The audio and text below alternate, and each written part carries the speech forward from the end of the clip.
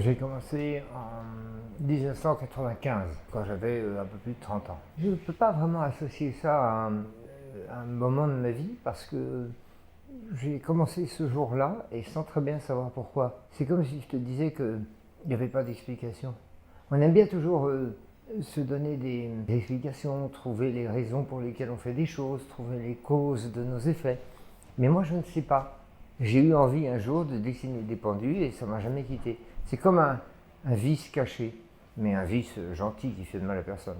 Je crois que le dessin a quelque chose d'intéressant, que en une ligne, je parle des dessins de lignes claires, des croquis, en une ligne, il réduit l'idée.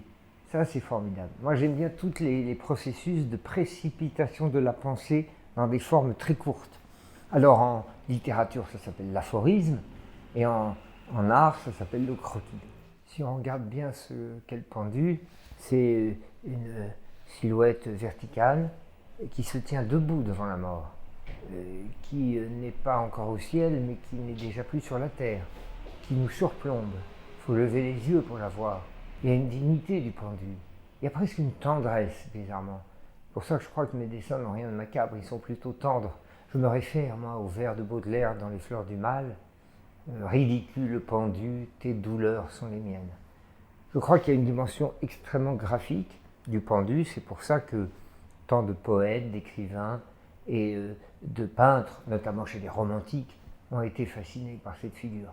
C'est très graphique, cette espèce de larme qui tombe du ciel, mais qui ne coule pas tout à fait sur la joue de la terre parce qu'elle est arrêtée avant sa chute finale par le nœud coulant. J'ai un rapport très banal à la mort, qui est le rapport que tous mes semblables entretiennent. C'est-à-dire que je la crains, mais je sais qu'elle me pend au nez.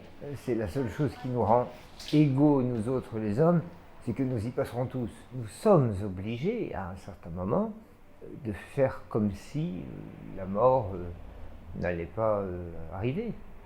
Sinon, on rend compte de ce que serait notre existence. On sera en permanence dans l'angoisse. Donc il faut réussir à trouver une espèce de position médiane entre ce déni absolu de la mort et cette préoccupation constante.